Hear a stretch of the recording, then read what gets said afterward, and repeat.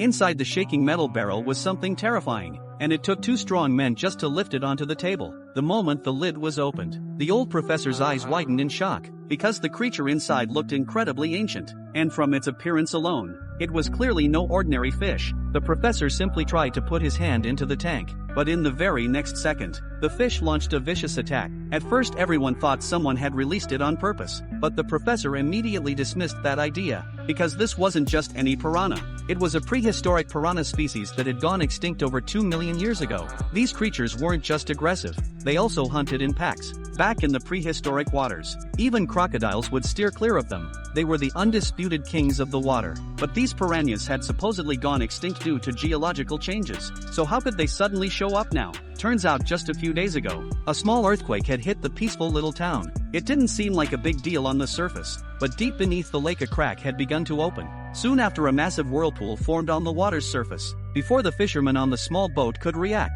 he were instantly swallowed by the giant wave. At that same moment, prehistoric creatures from the depths of the fissure surged upward. They bared their razor-sharp teeth and charged straight toward the fisherman in the water without hesitation. After receiving a report from the public, 2 officers rushed to the scene overnight, but all they found was a drifting boat. There was no sign of the fisherman anywhere. The town was set to host its annual boat race the next day, and tens of thousands of people were expected to enter the water. To eliminate any potential dangers, they immediately deployed a team of underwater investigators. As they passed through the massive crack on the lakebed, they discovered a narrow tunnel ahead. The male diver decided to go in first, while the female diver stayed at the entrance. The moment he entered, the man was stunned. It was like an endless abyss. What was even more terrifying was that the walls were covered with clusters of fish eggs, some of which had already taken shape, and you could clearly see their internal structures. The man, unsure of what they were, reached out to touch one, but in the next second he was attacked by an unknown creature. The man jumped in fear,